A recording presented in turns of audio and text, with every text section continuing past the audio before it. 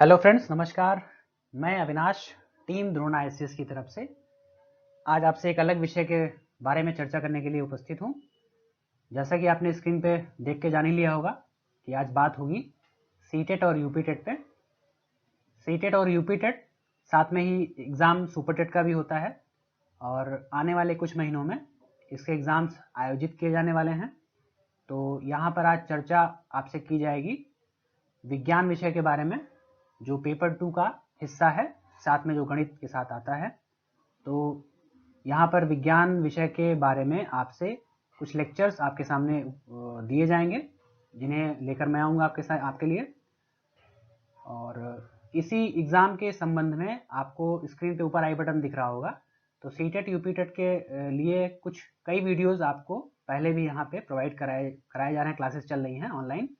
तो आपको उनके लिए आई बटन पे क्लिक करना है। प्लेलिस्ट में आप जाएंगे तो आपको कई वीडियोस वहाँ पे मिल जाएंगे, आप उसको वॉच करिए और जुड़े रहिए हमसे। आने वाले दिनों में और भी विषयों के कई वीडियोस आपके सामने आते रहेंगे। और आगे काफ़ी कुछ सूचनाएं आपके लिए बहुत महत्वपूर्ण हैं, जिनके लिए आप जो है अंत तक बने रहिए।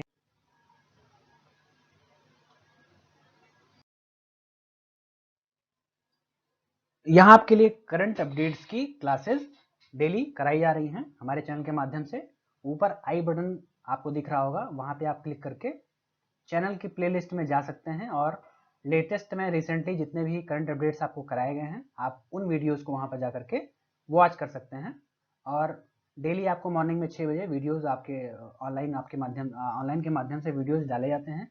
आप डेली हमसे मॉर्निंग में जुड़ सकते हैं 6 बजे। करंट अपना अपडेट रखिए।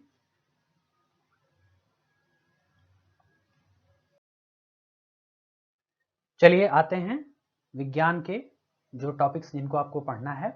और ये आपके सामने दिख रहा है आपको स्क्रीन पे विज्ञान, जिनमें कुल 30 प्रश्न पूछे जाएंगे, जिसमें से आपको 2 भागों में ये बटा हुआ दिख रहा है, ए और बी। ए से आपको 20 प्रश्न और बी से आपको 10 प्रश्न आएंगे। और ए आपका है सामान्य विज्ञान, जो आपको किसी को भी मालूम होना चाहिए, इसकी जानकारी होनी चाहिए। और बी आपका है जो थोड़ा सा टीचिंग एबिलिटी को परखेगा आपसे। तो आज हम चर्चा करेंगे ए टॉपिक पे आधारित विज्ञान विषय के सामान्य जानकारी के चीज़ों पर, जो आपको आगे आगामी क्लासेस में आप पढ़ेंगे। तो चलिए देखते हैं। पहला आपका है भोजन। भोजन बहुत ही आसान सा शब्द है, जिनसे हम डेली रूबरू होते हैं। बिना भोजन के हम जीवन की कल्पना नहीं कर सकते हैं। तो भोजन के बारे में आप उनके स्रोत, उनके अवयव, उनको स्वच्छ कैसे करना है, इन सब के बारे में आपसे यहाँ पे चर्चा की जाएगी। तो भोजन के स्रोत क्या होते हैं, जैसे थोड़ा सा हम आप इंट्रो करा देते हैं। स्रोत जैसे आप देखते हैं, हम मनुष्य हो गए या जीव जंतु हो गए, पेड़ पौधे हो गए, तो हम सभी कहीं ना कहीं भोजन को अलग अलग माध्यमों से ग्रहण करते हैं। हमारा सबका अलग अलग तरह का तरीका होता है भोजन को ग्रहण करने का। जैसे हम मनुष्य क्या करते हैं, खाद्य सामग्रियों को ग्रहण करते हैं। पेड़ पौधे क्या करते हैं, प्रकाश संश्लेषण के माध्यम से सूर्य की उपस्थिति में अपना भोजन बनाते हैं। जीव जंतुओं का एक अलग तरीका है। तो यहाँ पे भोजन के स्रोत क्या होते हैं, जैसे शाकाहारी हो गया, मांसाहारी हो गया, खनिज हो गया, दालें हो गई, तिलहन दलहन, और आपके जो मांसाहार हो गए उसमें मांस, मछली, अंडे, दूध, ये सब चीज़ें हो गई। तो इन सब के बारे में चर्चा आपसे यहाँ पे भोजन के स्रोत टॉपिक में की जाएंगी। अब देखते हैं भोजन के अवयव क्या होते हैं। भोजन के अवयव, हम जो भोजन ग्रहण करते हैं उनसे हमें पोषण मिलता है, और उन पोषक तत्वों से हमारे शरीर में उपस्थित जो अंग हैं, कोशिकाएं हैं, उनको ऊर्जा मिलती है। अलग अलग तरह के हमारे बॉडी के पार्ट्स के लिए अलग अलग प्रकार की भोजन के अंदर जो सूक्ष्म अवयव होते हैं उनको ग्रहण करते हैं, उनकी उपस्थिति चाहिए होती है। जैसे अवयव में जैसे आपका हो गया कार्बोहाइड्रेट, हो गया प्रोटीन, हो गया वसा, हो गई मिनरल्स, हो गए तमाम जो खनिज लवण हो गए, सूक्ष्म जो तत्व होते हैं वो भी हमें चाहिए होते हैं। तो इनकी पूर्ति हमारे शरीर के स्वस्थ रखने के लिए, शरीर को स्वस्थ रखने के लिए, बीमारी से बचे रहने के लिए, सभी अंगों को परस्पर अच्छे ढंग से कार्य करते रहने के लिए इन सूक्ष्म तत्वों की, और सूक्ष्म तत्वों के अलावा जो तत्व हमें अधिक मात्रा में चाहिए, उनकी सही मात्रा में जरूरत पड़ती है। जिनको हम भोजन से ही ग्रहण करते हैं। तो उनमें आप समझ ही गए हैं क्या मैंने अभी बात की है। तो यहाँ पे आपसे उसके बारे में चर्चा की जाएगी। और अगला आपका है भोजन को स्वच्छ करना सॉरी। तो देखिए, भोजन हम जब ग्रहण करते हैं तो वो किन माध्यमों से हम तक पहुंच रहा है, हमारी थाली में किन माध्यमों से पहुंच रहा है, बिना उसको स्वच्छ किए अगर हम भोजन ग्रहण करेंगे तो तमाम बीमारियों से, तमाम वायरस, बैक्टीरिया, इन सब से हम कहीं ना कहीं प्रभावित हो जाएंगे। लेकिन अगर हम थोड़ा सा सावधानी बरतेंगे, भोजन को स्वच्छ करने के लिए तमाम जो उपक्रम होते हैं वो करते रहेंगे, तो हम कहीं ना कहीं बीमारियों से बचे रहेंगे, स्वस्थ रहेंगे। तो स्वच्छ करने के तमाम तरीके होते हैं। जैसे भोजन आप खेतों से खाद्य सामग्री लाते हैं, या जो फैक्ट्रियों से बने खाद्य पदार्थ जो हम दुकानों से खरीद के लाते हैं, उनको घर पे लाने के बाद जब हम बनाने के क्रम में आते हैं तो साफ सफाई करनी पड़ती है। उसमें तमाम तरीके होते हैं, जैसे उनको साफ करना हो गया, उनको छानना हो गया, उनको जो है और तरीकों से उनको साफ करना हो गया। तो यहाँ पे आपको उन चीज़ों के बारे में बताया जाएगा। अगला टॉपिक है सामग्री। सामग्री में दैनिक प्रयोग की सामग्री। तो दैनिक प्रयोग की सामग्री से आशय आप समझ ही गए होंगे, हम क्या करते हैं अपने जीवन में प्रतिदिन सुबह सो के उठने से लेकर के रात में सोने जाने तक विभिन्न प्रकार के सामग्रियों का, वस्तुओं का प्रयोग करते हैं, जो कहीं ना कहीं विज्ञान की देन होती है। तो उन सामग्रियों के बारे में आपसे विस्तार से चर्चा, जब इसका टॉपिक आएगा लेक्चर की क्लास में, तब आपसे यहाँ पे उसके विषय में बात की जाएगी। अगला टॉपिक आपका है जीव जंतुओं की दुनिया। तो जीव जंतुओं की दुनिया, इसमें आप क्या पढ़ेंगे? तो जीव जंतु के बारे में आप जानते ही हैं कि जीव जंतु हमारे आसपास हमारे साथ ही निवास करते हैं। उनकी अलग दुनिया है, हम मनुष्य की दुनिया अलग है, बट हम रहते क्या हैं, कहीं ना कहीं एक ही इकोसिस्टम में सभी रहते हैं। तो जीव जंतुओं से हम अलग हटकर नहीं देख सकते जीवन को। जीव जंतु कहीं ना कहीं हमें प्रभावित करते हैं और हम उन्हें प्रभावित करते हैं। तो जीव जंतुओं में किस तरह के जीव जंतु पाए जाते हैं, वो किस तरह के वर्ग में रखे जाते हैं, उनसे हम किस तरह प्रभावित होते हैं, हम उनसे किस तरह प्रभावित होते हैं, कौन किसे किस तरह से इफेक्ट करता है, किनसे हम कितना लाभ लेते हैं, तो यहाँ पर आपसे इनके संबंध में चर्चा की जाएगी। और जीव जंतुओं की दुनिया में ये भी होता है कि जैसे कुछ जीव आपके जल में रहते हैं, कुछ स्थल पे रहते हैं, कुछ पेड़ों पर निवास बनाए रखते हैं।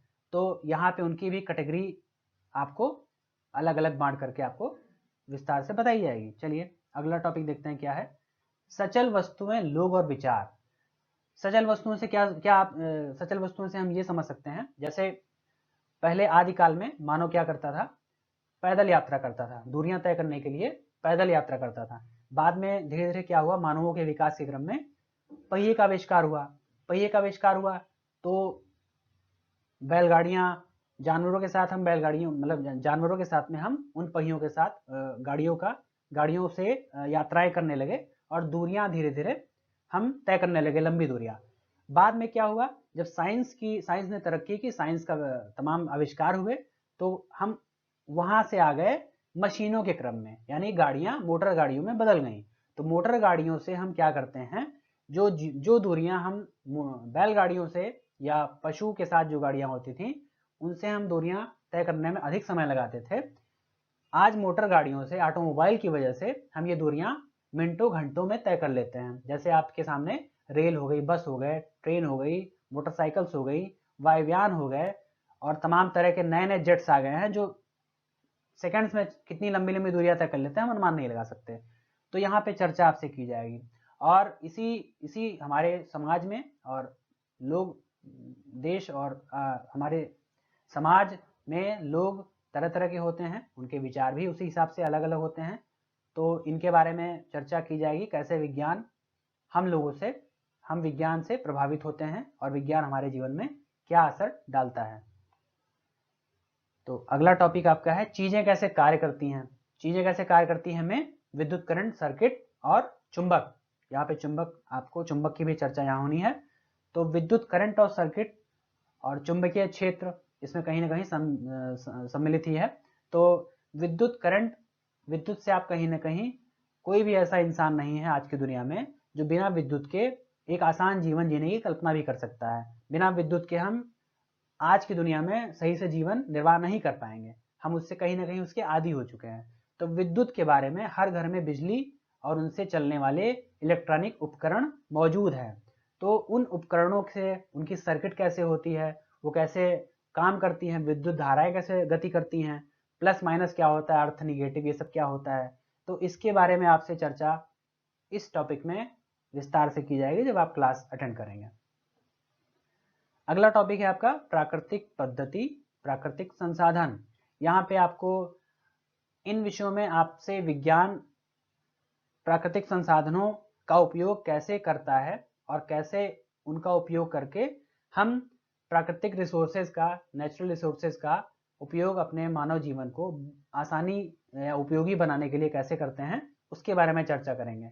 प्राकृतिक संसाधन जैसे आप उदाहरण के तौर पे देख सकते हैं कि हम कोयले का उपयोग करते हैं, हम ईंधन जो तेल होते हैं, आप पेट्रोल जान ही रहे हैं, डीजल पेट्रोल आप यूज़ करते हैं, तमाम तरह के जो ज़मीन से निकलने वाले तेल वगैरह हैं, ईंधन हैं, जो वायुयानों में भी यूज़ होते हैं।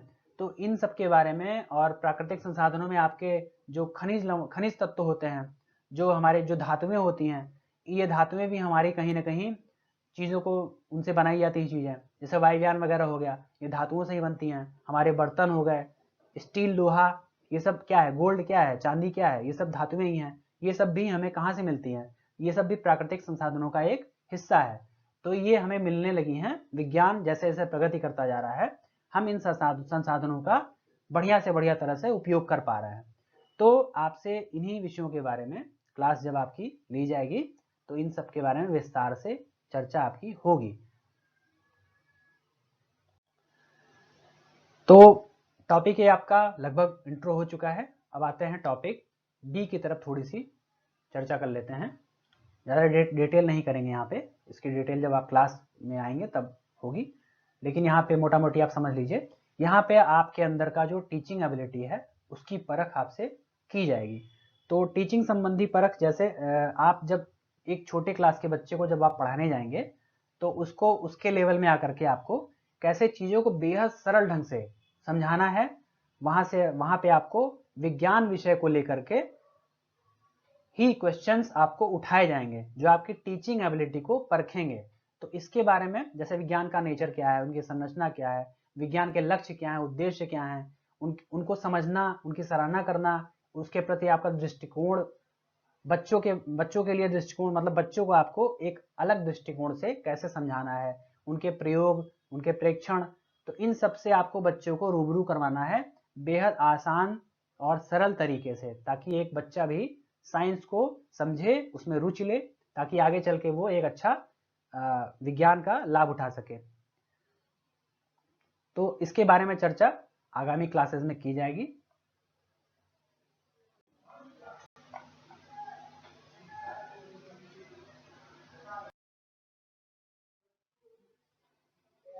ये आपका डेली क्विज डेली शाम को 7 बजे होता है। आप यहाँ पे जरूर आइए और डेली क्विज का लाभ उठाइए। डेली क्विज में आपके सामने क्वेश्चंस आपसे पूछे जाते हैं विकल्पों के साथ, जिनमें आप प्रैक्टिस, एक तरह से आप प्रैक्टिस करते हैं। और यहाँ पे आई बटन ऊपर आपको दिख रहा है, वहाँ पे जाके आप इस चैनल के प्लेलिस्ट में जा करके अलग अलग विषयों के बहुत से वीडियोस पड़े हैं, आप वहाँ पे जाइए, वीडियोस को वॉच करिए। वॉच करने के बाद जब आप डेली क्विज में भाग लेंगे तो आप आसानी से प्रश्नों के उत्तर सही ढंग से दे लेंगे, और जिसका लाभ आपको एग्जाम्स में होगा। तो आप बने आगामी ये डेली 7 बजे, 7:30 बजे यहाँ भी आप अटेंड करेंगे इसको। तो ठीक है मित्रों, अब आपसे हमारी मुलाकात होगी अगले दिन सुबह 7 बजे क्लास में। तब तक के लिए आपसे अनुमति, नमस्कार।